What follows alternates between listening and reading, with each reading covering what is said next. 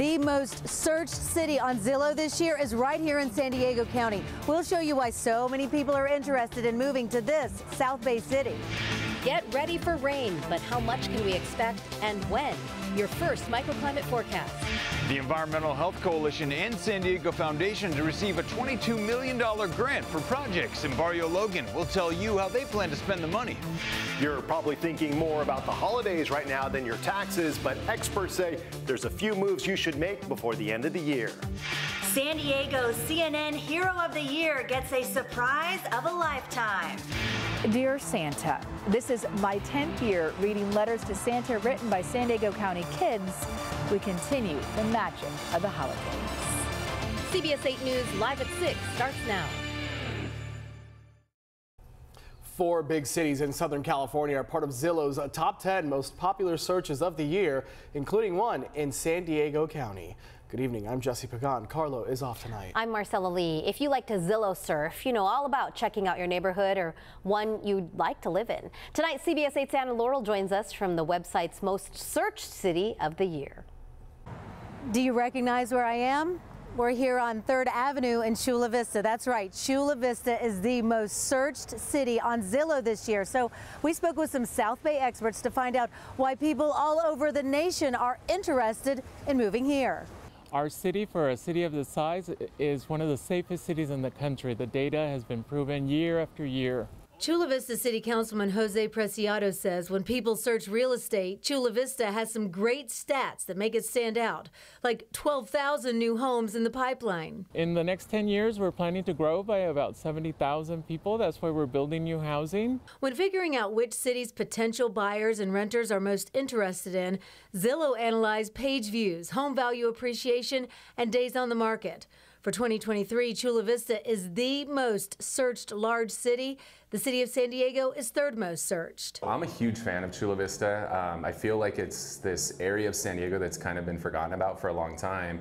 Now there's a lot of new development that's coming. Kyle Whistle is one of the top real estate agents for Chula Vista. He says massive development is drawing interest, like the largest hotel under construction in the nation right now at the city's waterfront. And you're going to have all kinds of retail and apartments and office buildings right along the water on San Diego Bay. Chula Vista covers the bay all the way east to Otay Mountain, where the huge Millennia residential and commercial development and even a 4-year university are all under construction. And that's like 80 blocks worth of development. So you're having apartments going in there, you're having retail, office, library, university. Zillow says affordability is top of mind for users. We found Chula Vista listings for $500,000 and $600,000. The fact you can get a home today in Chula Vista, newer construction in the 6s, like that doesn't exist in most of San Diego.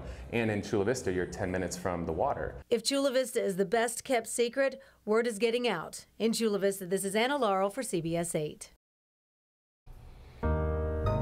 Heavy rain could interfere with your holiday travel plan. Chief Meteorologist Carlene Chavis here early with a look at what you need to watch out for the next couple of days. Carlene? Road closures, slick roads, more than just ponding on the road. If you see a barrier that is up, please do not go around it. Okay. And if you do see what looks to be a road that's inundated with water, don't drive through it. Okay. That's the best advice that we could give people, because when it comes to any alerts with the storm system, a flood watch has been issued. So we'll go ahead and take a look at those details coming up, because we are looking at the increasing in our rain as we hit tomorrow night all the way through about Friday morning. So taking a closer look, we can see a few showers before we get to that point all the way through tomorrow in the afternoon hours. But once we get into the late night hours, so roughly about 11 all the way in to Friday morning, that's when we start to have more of a likelihood of having the widespread rainfall, the heaviest of the rainfall that's expected overnight, and also the thunderstorms that will come with that. So we're going to see a few isolated thunderstorms out there,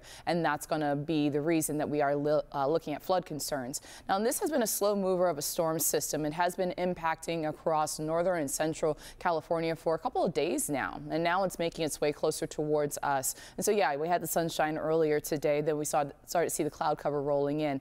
We could potentially even see moments of sunshine by tomorrow with cloud cover starting to roll in as it does get closer towards us. What has been a concern for Southern California so far today has been north of us. So you're looking at heavier rainfall impacting across the LA area, now starting to lift towards the north just a little bit more. This moisture coming from the south all the way towards the north. So just something to be mindful of. We'll go ahead and time out just a little bit more for you coming up and look at that flood watch. Marcella, Jesse? Thanks, Carlene. Right now, city crews are getting ready for that big storm. They spent the past few days clearing out storm drains. Today, we saw them working in Mission Beach. Keep in mind, there may be some road closures in place in certain flood-prone areas. There will likely be closures in Mission Valley, the San Diego River crossings. Strong likelihood that those are going to be closed on Thursday morning before the heaviest of the rain. That's one Carlene brought up a couple of days ago to keep in mind if you go last-minute shopping in Mission Valley. As for what you can do to prepare, clear out debris outside your home, turn off your sprinklers, and consider grabbing sandbags, which you can get for free at all city rec centers. And don't forget, you can get the latest forecast and have weather alerts sent straight to your phone. Just download our free CBS 8 app or head to our website, cbs8.com. Developing right now, a federal judge has temporarily blocked a state law that would have banned carrying guns in most public places.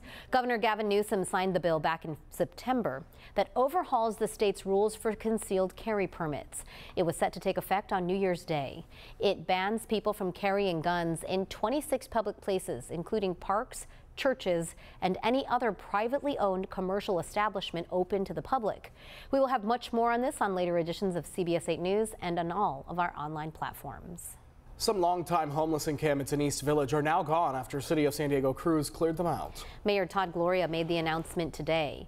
The cleanup focused on encampments over several city blocks where about 76 people were living. You see these before and after photos right here. A state grant of nearly $2.5 million to the city helped pay for this.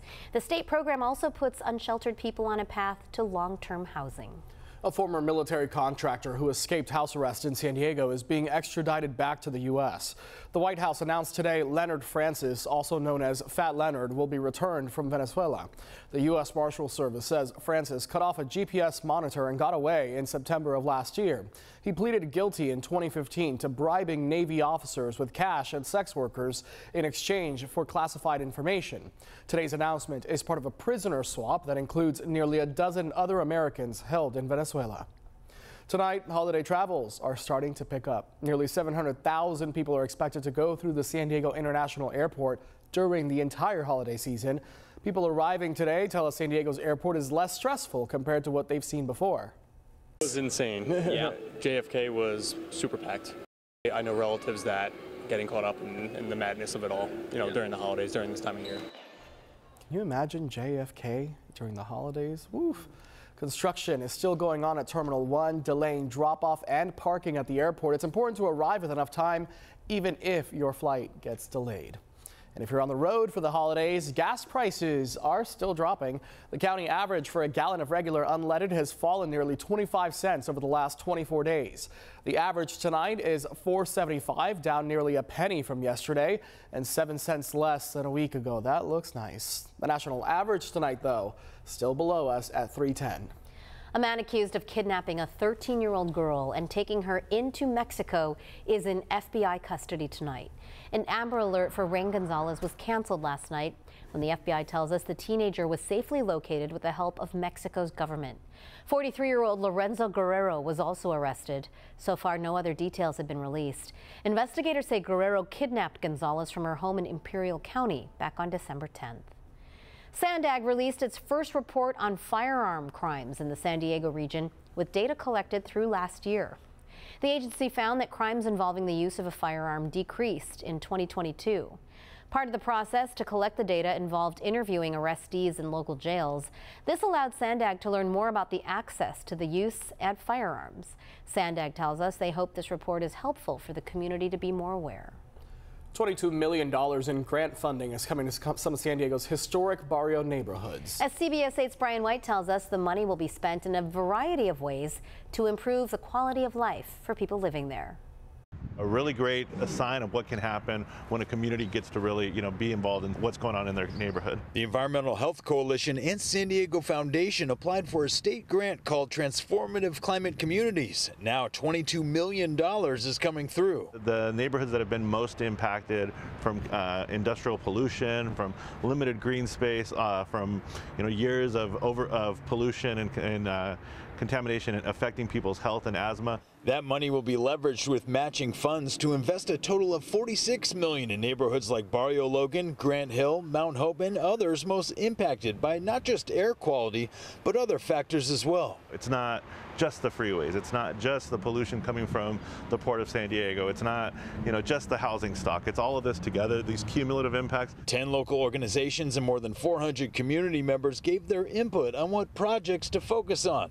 A big one is the construction of a new linear park along Boston Avenue running for several blocks next to the I-5 freeway. Another is the Via Verde electric shuttle service that will provide free transportation to people in the community. Man, don't make me get all emotional about this. Clovis Honore is Senior Outreach Coordinator for a nonprofit focusing on solar panel installations. They're part of the Holistic Healthy Homes program that'll put some of this money to good use. We want to make sure that you have air filters if you're living in a neighborhood that has pollution problems. We want to make sure you have carbon monoxide monitors. We're going to put a solar system on your home, and if your roof is not ready for a solar system, we're going to give you a new roof so you can have the solar system. The grant application process took several years, numerous community workshops, and plenty of collaboration among community organizations. There's so many residents that live around this community, live in Barrio Logan, throughout the surrounding neighborhoods, who are invested in what's going on in their community.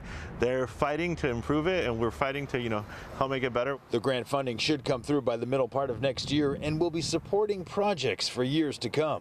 In Barrio Logan, Brian White, CBS 8. Thanks, Brian. Kids spending the holidays at Rady Children's Hospital have new books to read and new toys to play with for Christmas. Yeah, parents and caregivers picked out some gifts as part of the hospital's Light the Way holiday campaign and its annual Family Book and Toy Store. CBS 8 is a proud partner of the Light the Way campaign. Rady Children's relies on donations to fund events like this, decorations, and toys for the holidays. So if you'd like to donate or learn more about the campaign, go to our website, cbs8.com, and click on this story. Still ahead tonight, does sugar water or even vodka keep your Christmas tree fresher for longer? Adding that right to the basin? We verify. Plus, how one local man honored his late wife and made it a happier holiday season for the Helen Woodward Animal Center. And up next, speaking of animals, an act of kindness comes full circle for a local veterinarian who's also CNN's Hero of the Year. How old is she?